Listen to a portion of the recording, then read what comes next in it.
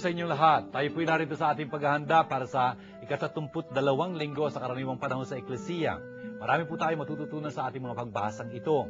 Sa unang pagbasa ko, maririnig natin yung katapatan ng buong mag-anak ko, yung nanay, tsaka yung 7 niya mga anak na maging tapat hanggang kamatayan. Isa hong napakalaking hamon po sa atin pagka inisip-isip natin, yun mga yun, wala pa silang mga sakramento, wala pa silang mga debosyon sa ating inampirin, pagrurosaryo, ang Biblia, wala pa yun sa kanila, pero naging tapat silang kakamatayan. Napakagandang hamon sa atin yun.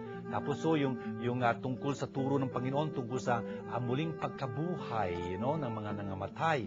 Ay nako, marami po tayong matutunan dito sa ating pagbasang ito. Kung kaya, handa po sana natin ang ating mga sarili, mga magulang, mga anak, mga kasambahay, lalo na yung dinadalang mga hirap. Sana hoy, alay niyo yan sa Panginoon para pagpalayan ng Panginoon ito, ating programang ito.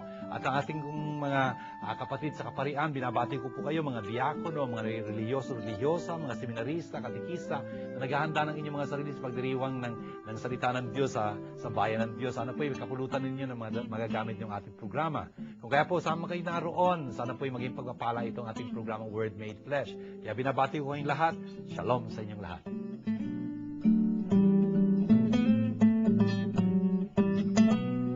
Word Made Flesh is glad to invite you to attend the Bible study lessons with Father June Lingad, SDB, every Tuesday at St. John Bosco Parish Church, Makati City from 7:30 until 9:30 p.m. At Quiapo Church every Wednesday from 7:30 to 9 o'clock p.m. And every second and fourth Thursday of the month at VMI School Ayala Alabang from 7:30 to 9:30 p.m. Ang Word Made Flesh ay masayang nakikibahagi at malugod na sumusuporta sa pondo ng Pinoy.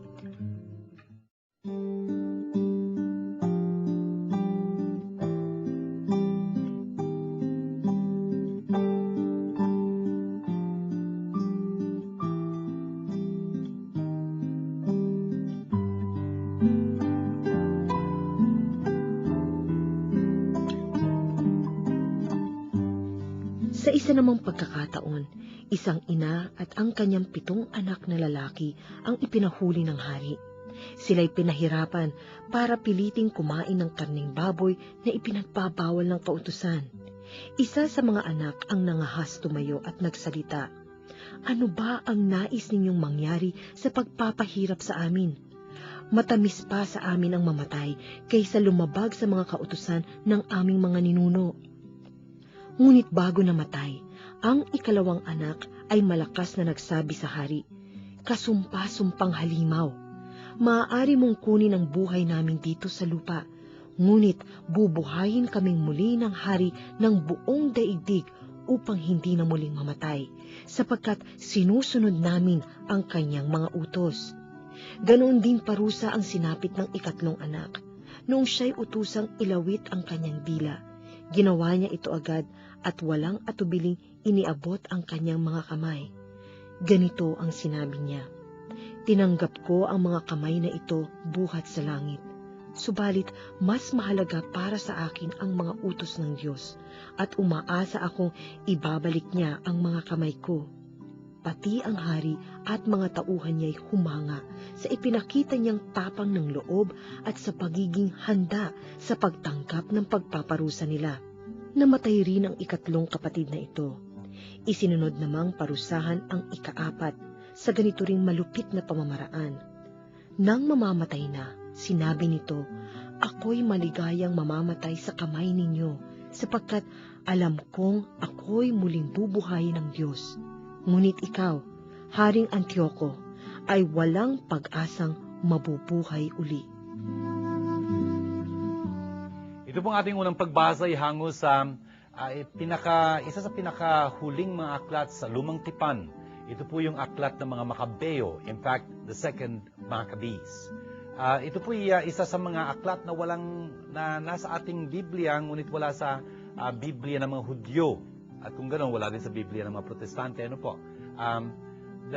ang napakaganda ho nito yung tema na tinatalakay dito sa puntong ito ng aklat ng mga Makabeo, chapter 7.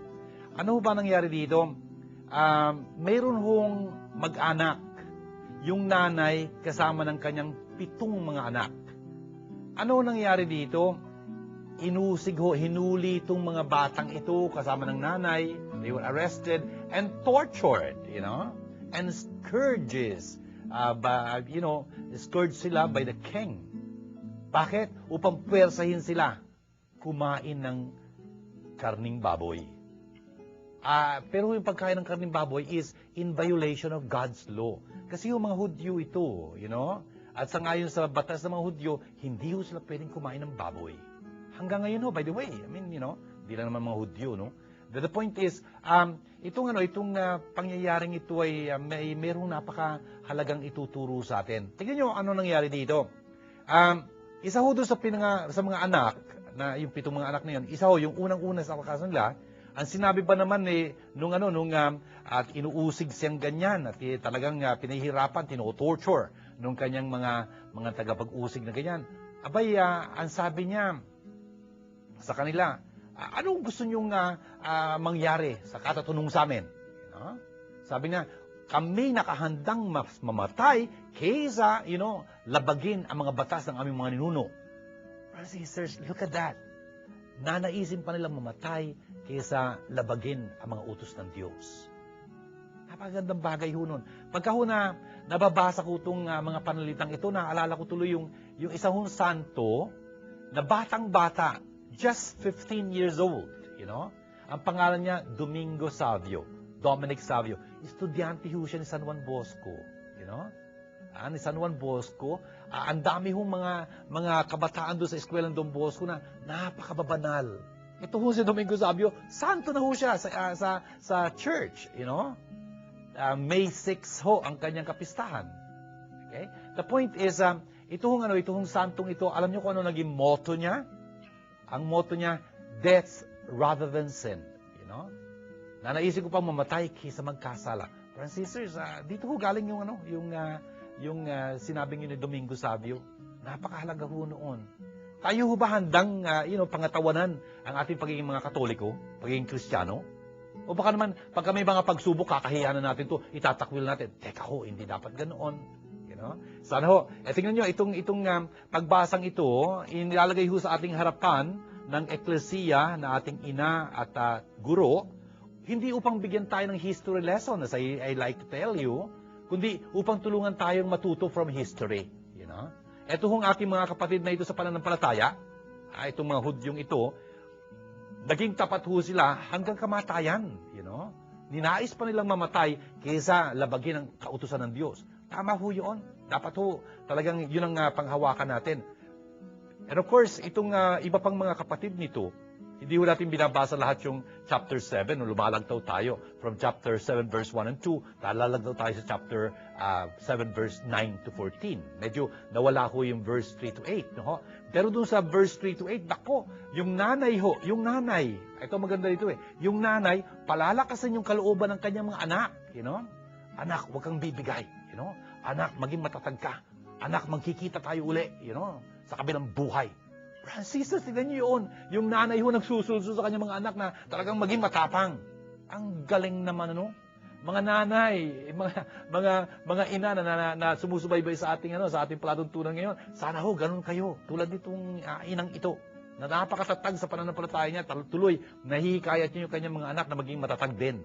You cannot give something you don't have, You lead by example. And so, eto ho, yung nanay talagang naging matapat, naging matatag. Ayun, napaging tapat niya at matatag ang kanyang mga anak. Sana ho, ganoon. Ito ho yung leksyon na dapat natin matutunan dito. And so, hanggang sa wakas ho, itong mga anak na ito, talaga namang makipaglaban sila at pangangalandakan nila yung pananampalatayan na nahahantong tayo sa kabila. Nandun ang Diyos naghihintay para sa mga tapat sa Kanya at gagantimpalaan sila.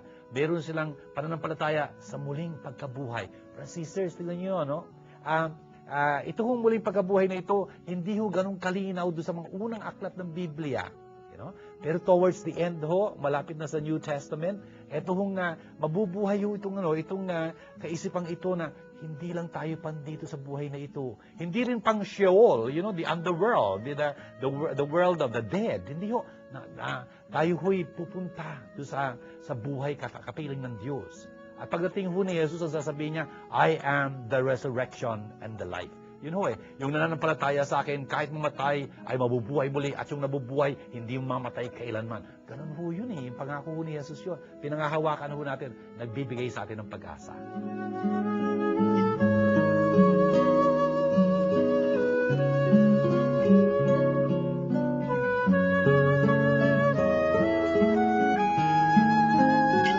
Join us in praising and thanking God for His love and mercy. Word Made Flesh invites you to a prayer meeting every fourth Friday of the month at the Chapel of the Blessed Eucharist at the back of the main church of St. John Bosco Parish, Pasay Road, Makati City, from 7 o'clock to 9 o'clock p.m. For details, please contact Tess de Maculangan at 0918-929-0984 or 892-1858.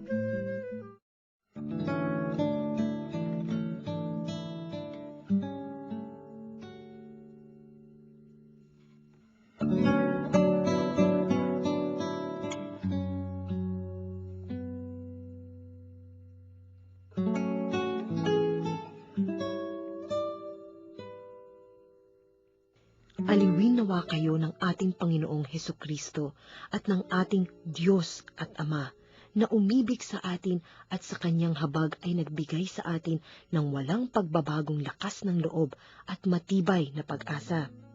Bigyan nawa kayo ng matatag na kalooban upang inyong maipahayag at maisagawa ang lahat ng mabuti.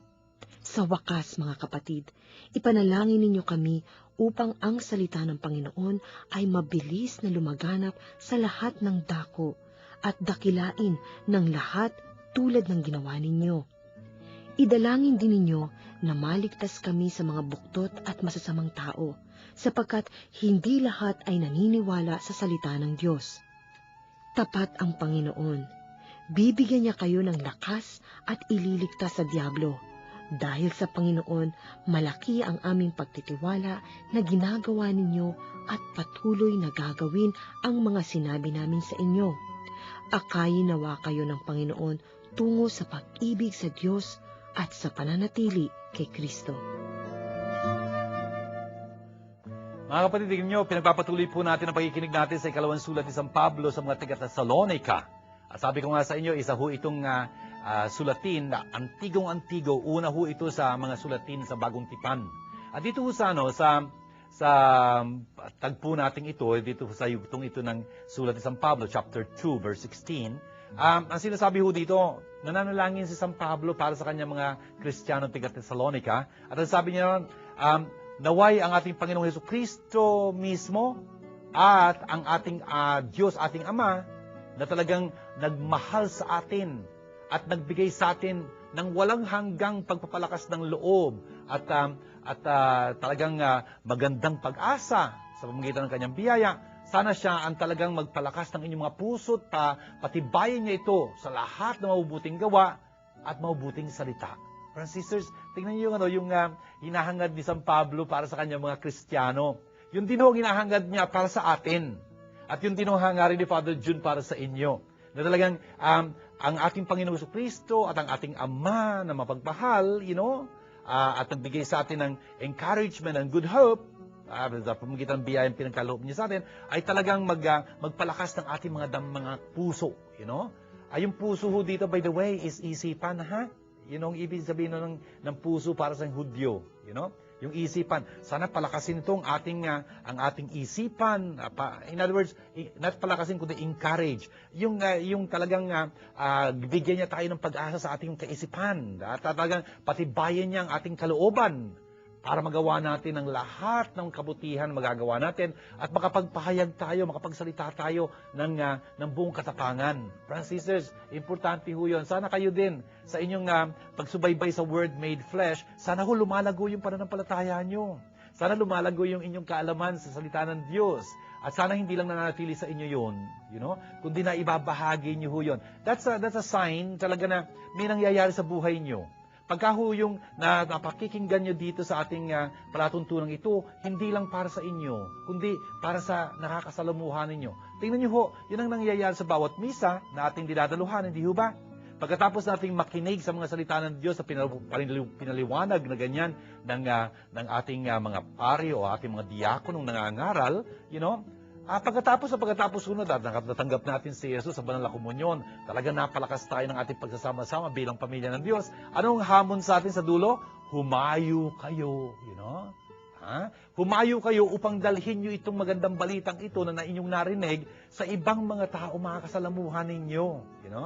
Yun ang test. Yun ang talagang palatandaan at pagsubok kung talagang mayroong nangyayari sa buhay ninyo pagka nasi-share nyo ito.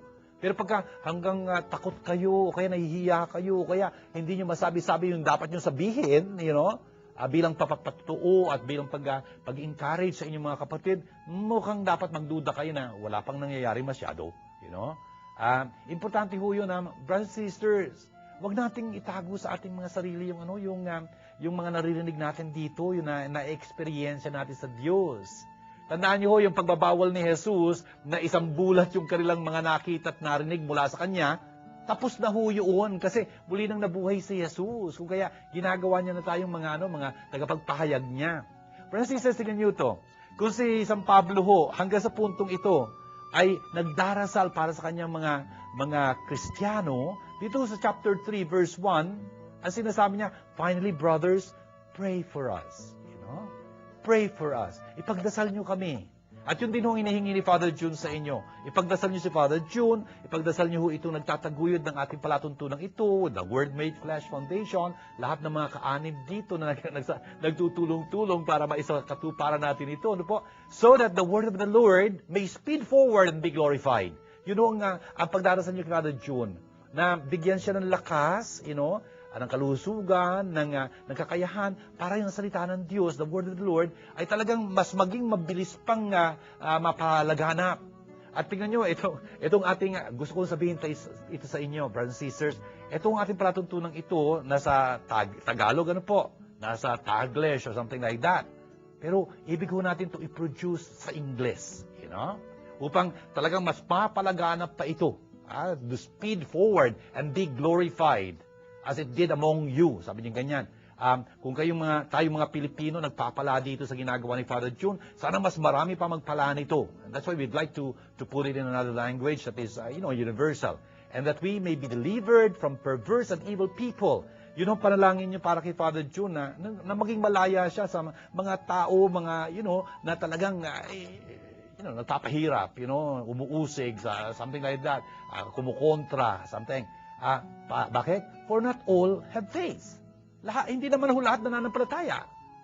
But the Lord is faithful. Ang sabi niya ganyan, ngunit ang Panginoon ay talagang tapat. He will strengthen you and guard you from all the evil one. Sana ho, yun din ang panalangin niyo para kay Father June, para sa Word Made Flesh Foundation, para mapatatag tayo ng Panginoong tapat. At talagang tulungan niya tayo mula doon sa masama. And we are confident of you in the Lord. That yung itinuro namin sa inyo ay talagang isasagawa niyo at pagpapatuloy niyo isagawa. And may the Lord direct your hearts to the love of God and to the endurance of Christ. Amen.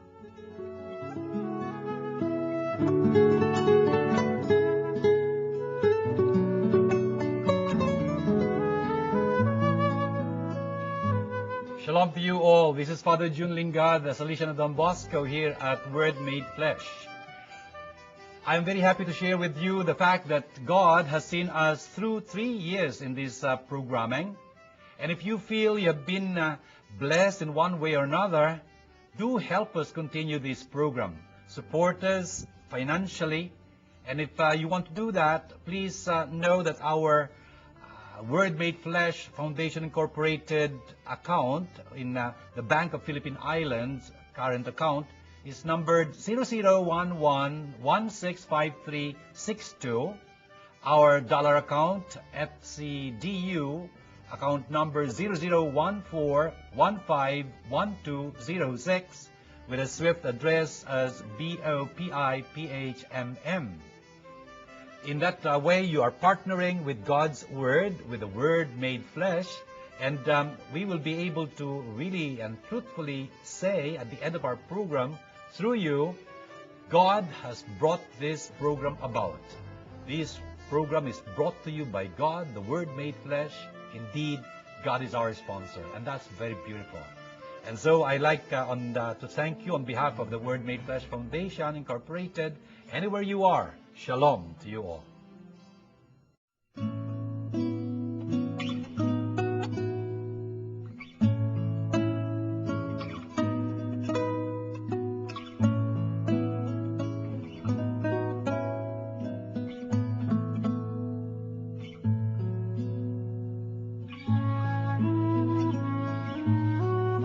Sumainyo ang Panginoon.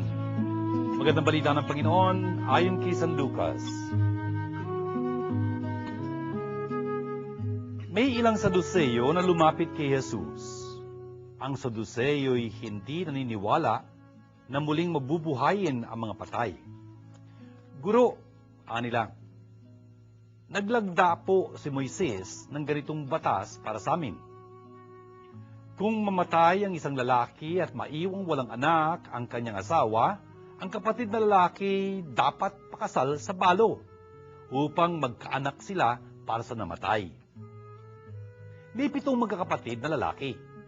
Nag-asawa ang panganay at namatay na walang anak. Napakasal sa balo ang pangalawa at namatay. Gayun din ang nangyari sa pangatlo hanggang sa pang-7. Isa-isang napangasawa ang babae at tawang namatay na walang anak. Sa kahuli-hulihay namatay naman ang babae. Sa muling pagkabuhay, sino po sa 7 ang kikilalaning asawa niya? Yamang napangasawa niya silang lahat. Sumagot si Jesus, sa buhay na ito, ang mga lalaki at mga babae nag-aasawa. Ngunit ang mga lalaki at babaeng karapat-dapat na muling buhayin para sa kabilang buhay ay hindi na mag-aasawa. Hindi na sila mamamatay sapagkat matutulad na sila sa mga anghel. At sila'y mga anak ng Diyos, yamang muli silang binuhay. Maging si Moises ay nagpapatunay na muling binubuhay ang mga patay, sapagkat sa kanyang kasaysayan hinggil sa nagliliyab na mababang punong kahoy, ang Panginoon ay tinawag niyang Diyos ni Abraham, Diyos ni Isaac, at Diyos ni Jacob. Ngunit ang Diyos ay hindi Diyos ng mga patay, kundi ng mga buhay. Sa Kanya'y buhay ang lahat. Ito mga kapatid, magandang balita ng ating kaligtasan. Ito po yung napakagandang salaysayin na importante yung tinuturo para sa atin.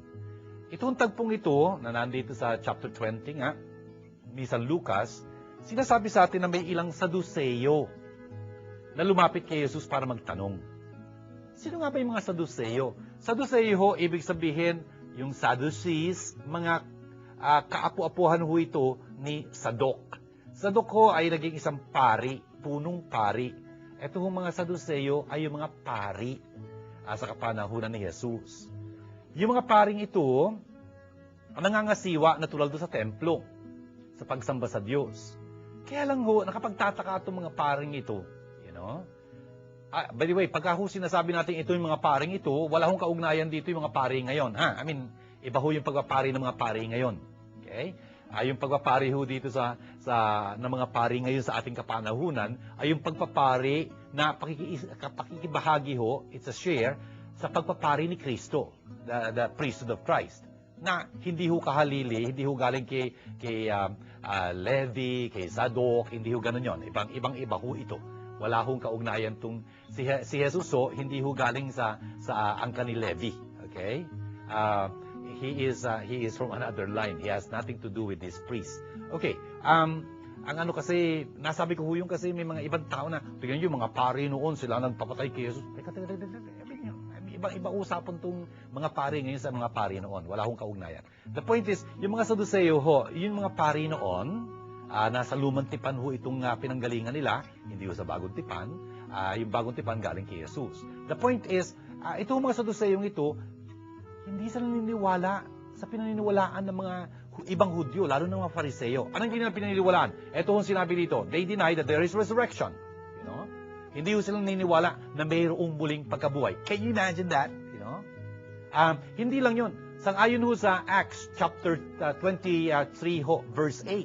Sinasabi doon na hindi rin sila naniniwala sa mga anghel o mga spiritu. Tingnan niyo, hindi ho sila naniniwala doon. Hindi lang ho yun. Ang pininiwalaan lang nilang kasulatan ay yung Torah.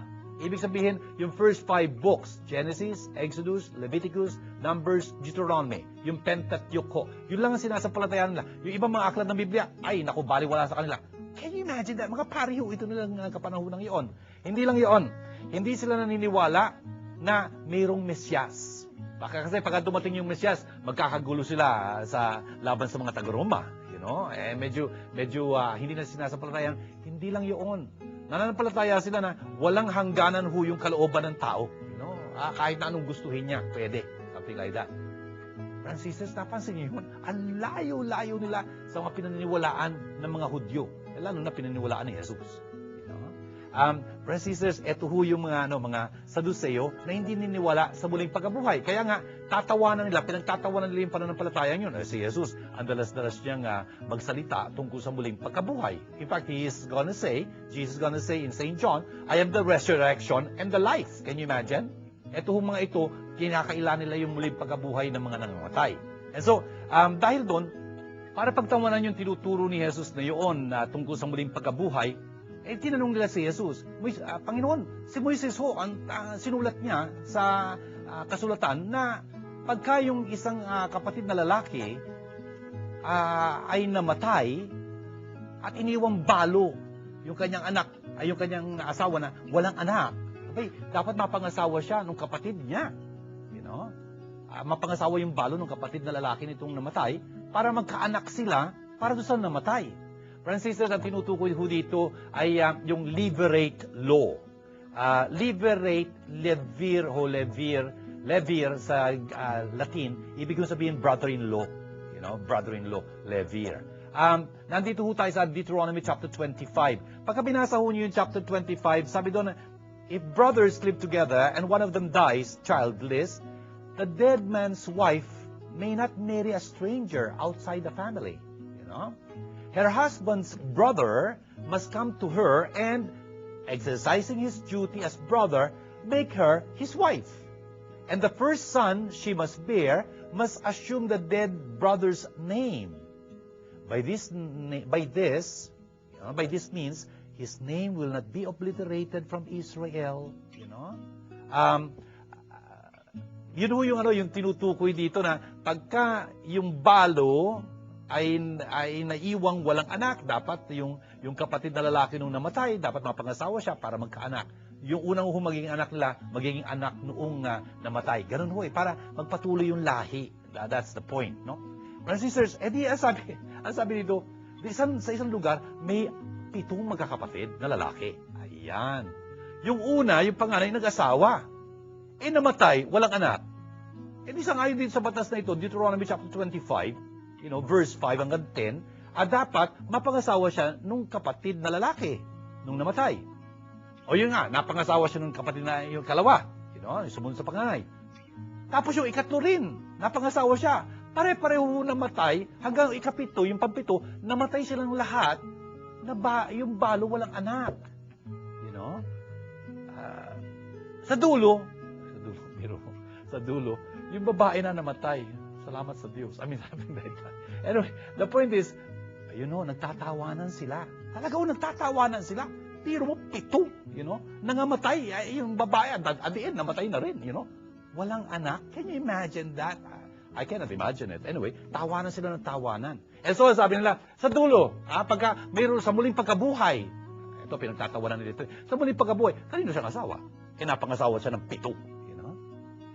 O ngayon, si Jesus naman nagtatawa sa kanila. At sasabihin sa kanila, teka, dito sa mundong ito, nag-aasawa ang mga lalaki at babae. Pero yung mga magiging karapat-dapat na talagang isilang sa muling pagkabuhay, sa darating na panahon, abay hindi na sila mag-aasawa o pag-aasawahin pa.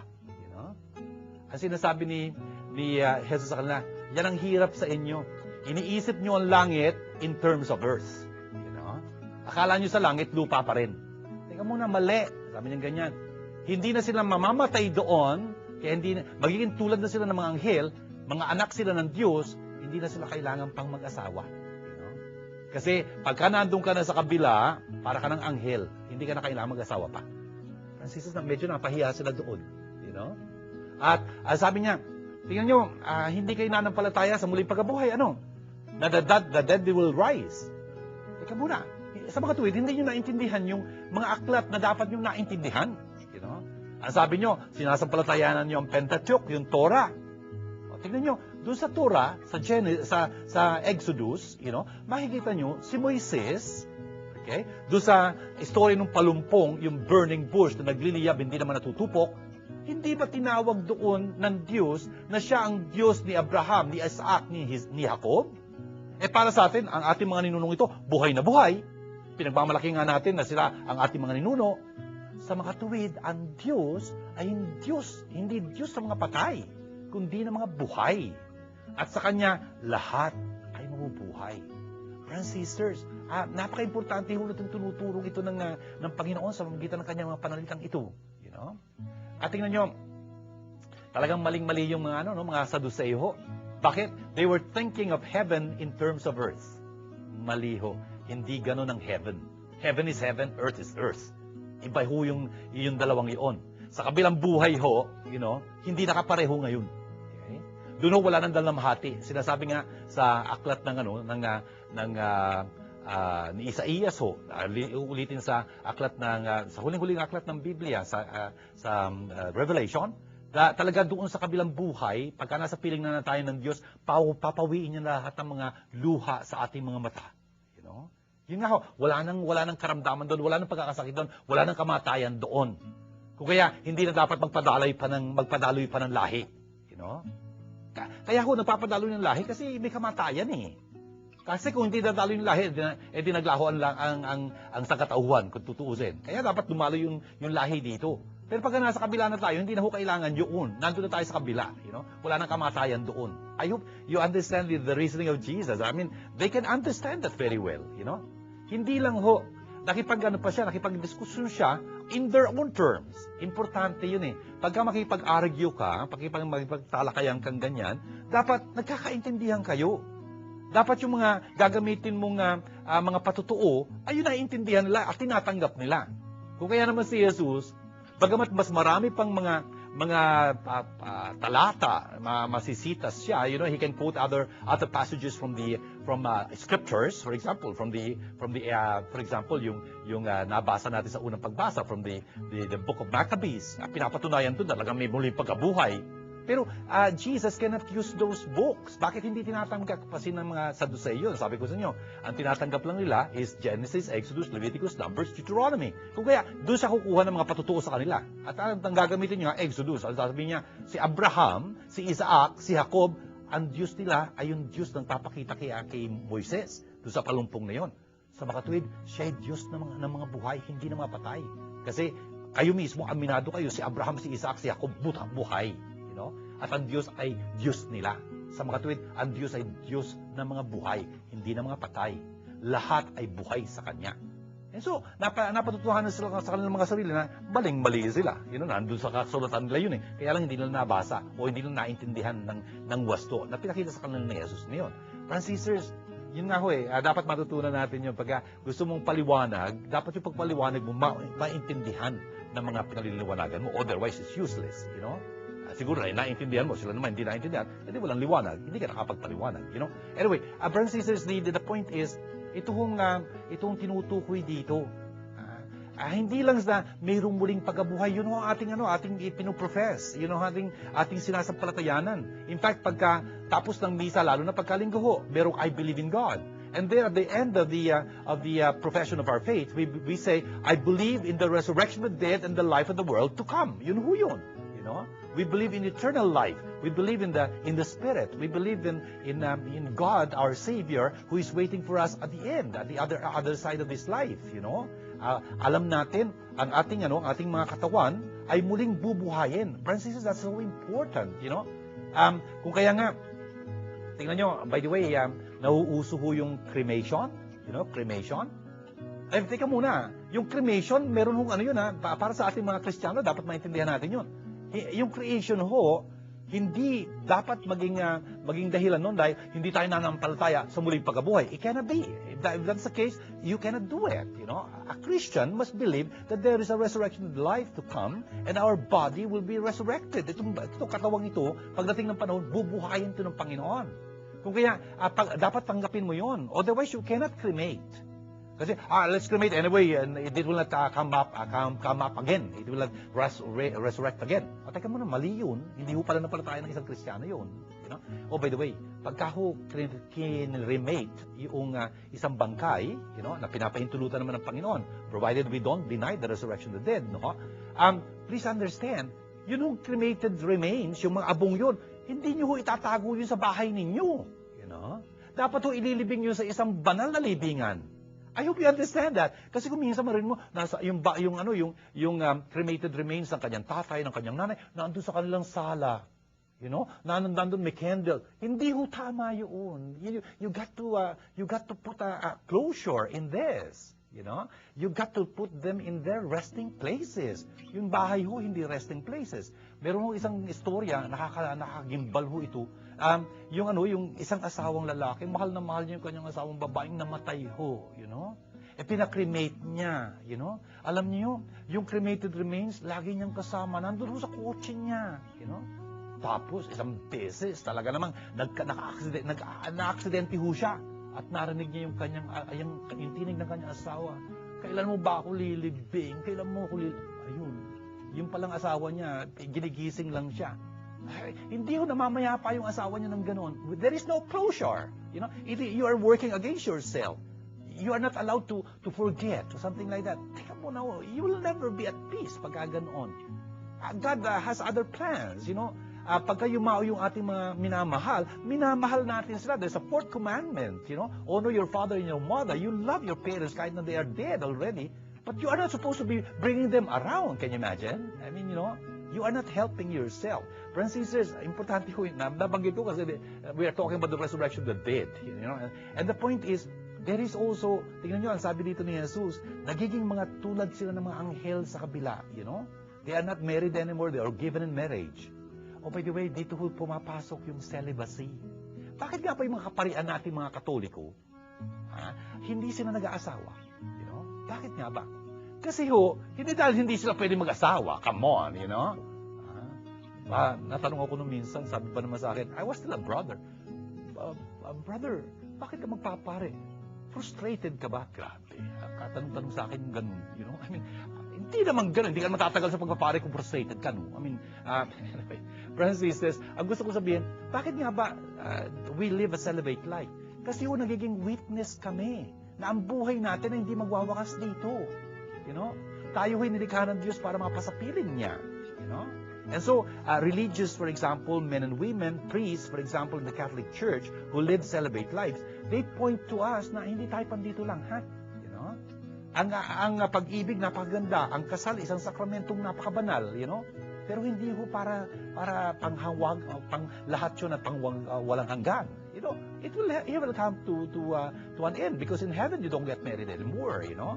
And the celibate life, religious life, for example, points you there. We are going there, you know. Our citizenship is in heaven. We are not just for earth, something like that.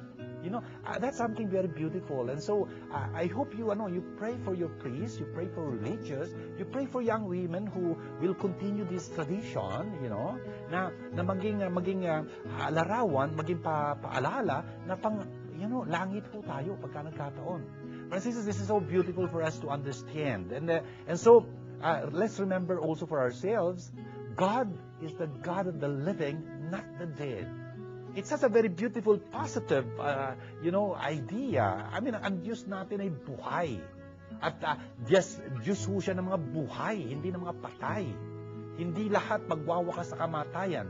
Ang sabi sa misa sa mga patay, and in the preface ang sabi niya before the Holy, Holy, Holy, sabi niya, para sa mga tapat sa iyo, Panginoon, sa kamatayan, ang buhay ay hindi nagwawakas, kundi nagbabago lamang. Pagkasira ng aming tirahang makalupa, naghihintay sa amin ng tahanang makalangit sa kabila. And that's very true, you know? And that gives us a real hope. We hope in the resurrection of the dead and the life of the world to come. Amen.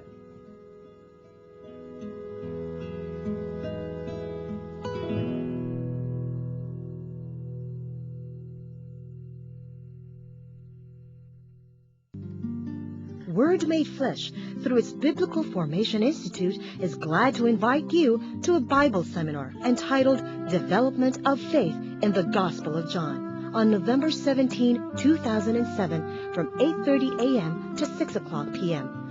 Registration fee is 1,500 pesos, inclusive of seminar materials, lunch, and snacks at the Ruzen Hall, St. John Bosco Parish, Chino Rosas Avenue, 1200. Former Pasay Road, Makati City.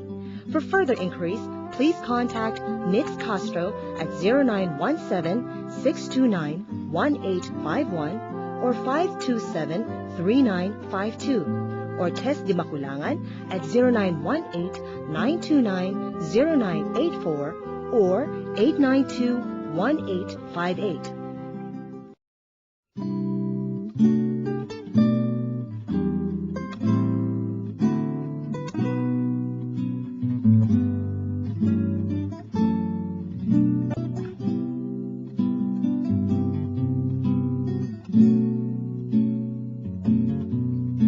Father June, masama po bang makipagkaibigan sa mga gays o bakla? Thank you, Christopher, sa yung tanong na ito. Masama po bang makipagkaibigan sa mga gays o bakla? Unang-una sa lahat, tandaan natin yung pakipagkaibigan, isang napakagandang bagay noon. At dapat yung pakipagkaibigan natin magdala sa atin sa kabutihan. Okay? Kasi hindi pakipagkaibigan yung pagkadadaling ka sa kasamaan eh. Hindi kaibigan yun. Wala nang pag-ibig dun, no? Biro mo pinahamak ka, anong kaibigan yun? And so, importante ng pagkaibigan natin, dapat positibo. Dapat talagang mag-build sa ating pagkatao. Talagang tulungan tayo mas maging tapat kay Jesus. Ganon yun eh. Yung pakipagkaibigan natin, hindi dapat ihiwalay yun sa ating pagiging Kristiyano. Importante yun. We're always Christians anywhere, everywhere, anytime. You know? And every time. And so, itong pakipagkaibigan, ang sabi nga nila eh, tell me who your friends are and I'll tell you who you are. You know? Sabihin mo sa akin kung sino mga kaibigan mo, sasabihin kung anong klase tao ka. Okay? Pagka masama yung kaibigan mo, hindi ka naman pwede maging mabuti. I mean, nahirap yun.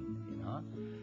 Yung gays o bakla o something like that, kung tutusin, dapat naintindihan natin kung ano yung gay, no? I mean, ano ba ang ibig sabihin nito? Yung malambot?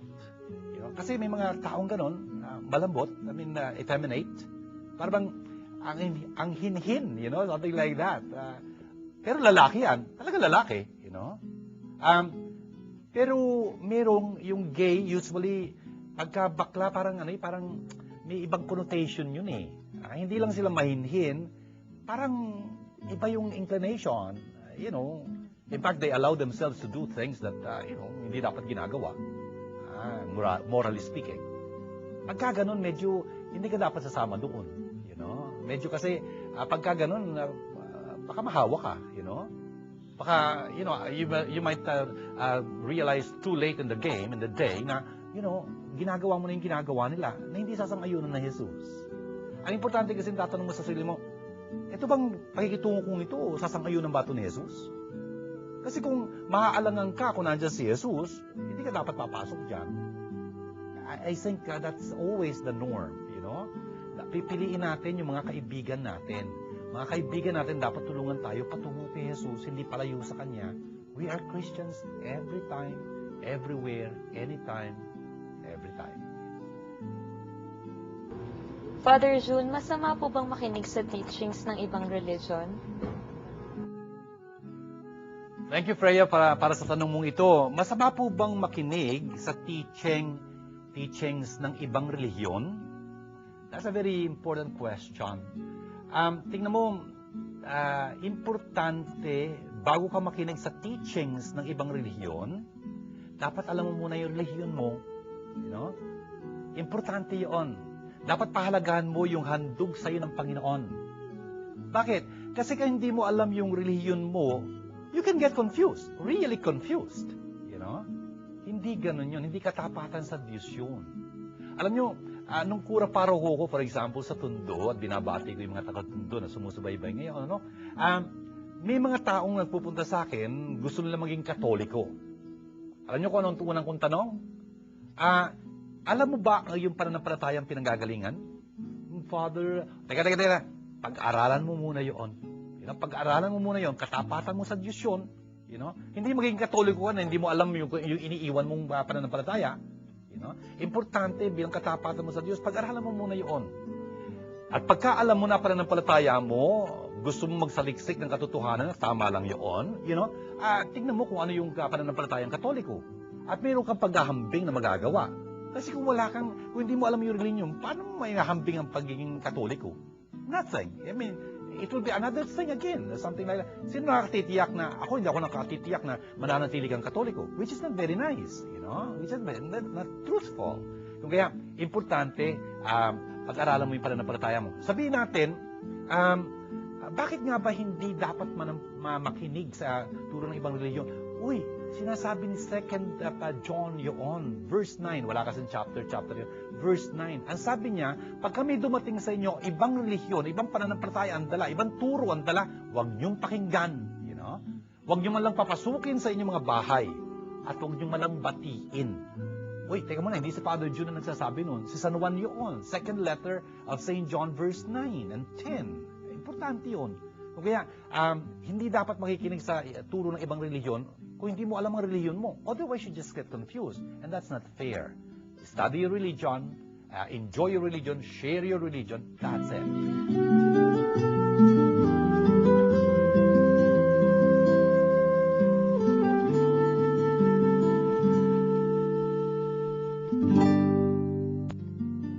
Word Made Flesh, through its Biblical Formation Institute, is glad to invite you to a Bible seminar entitled Development of Faith in the Gospel of John on November 17, 2007 from 8:30 a.m. to 6 o'clock p.m.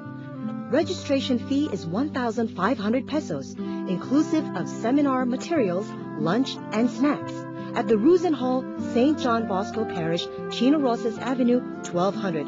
Former Pasay Road, Makati City.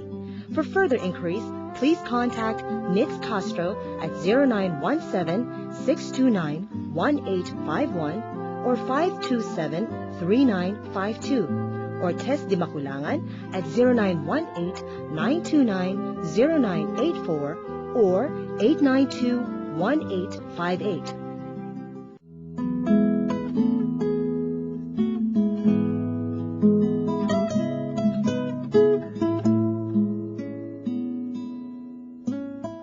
Bigyan niyo po dito sa mga pagbasa para sa 32 linggo sa karaniwang panahon sa Eklesiya. Ang dami-dami po nating natutunan na po. Mula po sa first reading natin, nakakaantig talaga ng kalooban yung halimbawa ng mga magkakapatid na yung kasama ng nanay nila na inusig hanggang kamatayan ho. At yung nanay nila nagpapatibay ng kalooban, and she was very successful in that, Yung mga anak niya, 7 sila namatay, pati na siya, bilang mga saksi. Yun ang ibig sabihin ng martiros, martir, saksi. Sumaksi sila sa kanilang pananampalataya sa Diyos. At mga kapatid, nasa lumang tipan pa ito. Nasa lumang tipan pa ito. Wala pa ho silang mga sakramento, wala silang rosaryo, wala silang debosyon ng mga santo't santa, wala silang Biblia na tulad natin. Grabe, pero ang ganda ng halimbawang binibigay nila sa atin. Tingnan nyo, yung pag-asa natin sa muling pagkabuhay. Napaka-importante ho noon. Dapat talagang buhay na buhay yon. Kaya nga, ulit-ulit natin pinapahayag yun sa ating pananampalataya. I believe in the resurrection of the dead. Yun din ho magiging tema ng Ebanghelyo tulad ng marinig natin. Tapos itong second reading na narinig natin kay San Pablo, pinagdarasal niya sila. Na talagang lumaganap pa at lumaki pa, tumibay pa yung kanilang pananampalataya sa kanilang Panginoon, sa Panginoong Jesus, sa Diyos ating Ama. At sana magkabunga yun, At hinihiling niya rin sa kanila, ipagdasal siya, Upang yung kanyang gawain ay talaga makapagpatuloy, pagpalaganap ng salita ng Diyos. Angkop na angkop po yun sa ating programang ito. Dito po sa Word Made Flesh, atin yung pinalalaganap ang salita ng Diyos. That's all. Napansin niyo ba? Wala tayong commercial dito, wala tayong sponsor dito. Ang Diyos lang ho sponsor natin dito. Siya lang ho ang dinarakila natin dito. Hindi kahit ano paman o hindi sa sino paman, Sana pagdasal nyo si Father June at ang ating gawain ito para magpatuloy. It's so encouraging to hear your to read your text, to hear your voices, your emails na nag-encourage. Sana patuloy pa, Father, yung inyong programa, etc. ganyan. That's why we're trying to help you and whatnot. Papasalamat ho kami sa inyo. Pagdasal nyo rin pagpatuloy itong ating gawain. Tapos yung ebanghelyo nating narinig, ang ganda-ganda po nito, yung tungkol sa muling pagkabuhay. Ayun ho ang inaasahan natin at yun nagbibigay sa atin ng pag-asa. Hindi ho magwawakas sa kamatayan, ang ating pag-iral. In other words, death is not a final period in our lives. Not at all. Death is only a take-off, so that we reach the open embrace of God, our loving Father. Yun ho ang ating narinig sa ebanghelyo at sinasalungguhitan doon, pagka nasa piling na tayo ng Diyos, tayo parang mga anghel na sa kanyang harapan. Wala na ho pag-aasawa at pag-aasawahin, wala na ho. Kung kaya, yun din ang sinasagisag ng mga taong namumuhay ng isang celibate life. Celibate life, ibig sabihin, hindi sila nag-aasawa. At nananatili silang dalisay para sa Panginoon, upang maging encouragement at saksi sa kanilang mga kapatid sa pananampalataya na talagang padoon tayo sa langit. And that's a very great, glorious privilege. And so, gawin ho natin panalangin itong ating narinig ngayon sa ngalan ng Ama at ng Anak at ng Espiritu Santo. Amen. Abba, mapagmahal naming Diyos at Ama, salamat pong marami sa mga pinaalala niyo sa aming mga katuruan na ibig naming isabuhay sa tulong ninyo, sa tulong ng inyong Espiritu. Abba, tinataas po namin sa inyong lahat ng mga nangangailangan ng tulong at humihingi sa amin ng panalangin. Lalong-lalo na po yung mga nahihirapan, may dinadalang mga pasanin, yung mga may karamdaman na humingi sa inyo ng kagalingan. Abba, pinagdarasal po rin namin sa inyo yung mga sinusubok, yung may mga pagsubok suliranin na binabata sa mga oras na ito, sa mga araw na ito, yung pong namimigati, nangungulila, na talaga nagdadalamhati dahil sa pagyaon ng kanilang mga minamahal. Sana po idagpian niyo sila ng inyong awa, ng inyong biyaya upang maibsan ang kanilang mga pasanin. Abba, inihiling po namin pagpalain niyo ang lahat ng tumutulong sa amin at ibig pang tumulong sa amin upang masaikatuparan namin ang inyong gawain dito sa Word Made Flesh. Sana po abot-abot ang inyong mga pagpapala sa kanila. Aming pong dalangin ito kasama ng amin ng Birhen, alang-alang kay Kristong aming Panginoon. Amen. Sumainyo ang Panginoon at pagpalain kayong masaganang makapangyarihang Diyos, Ama at Anak at Espiritu Santo. Amen. Ito po ang ating palatuntunang Word Made Flesh. Sana po'y talagang naging buhay na buhay sa inyo ang salita ng Diyos at naging sanhin ng inyong pag-asa, ng inyong paglago sa pananampalataya at sa inyong pag-ibig. Ay, kung ganun po, sana ipaabot niyo po sa amin yan. Nandiyan po yung aming cell text numbers at yung aming email address. Hanggang po sa muli na ating pagkikita dito sa ating palatuntunang Word Made Flesh. Sumainyo ang kapayapaan ng Panginoon at pagpalaing lagi kayo. The 5th season VCD of the Word Made Flesh TV show is now available. For details, please contact the following numbers. NITS at 0917-629-1851 or 527-3952, or Marites at 0918-929-0984 or 892-1858. This program is brought to you by God, the Word Made Flesh. Indeed, God is our sponsor.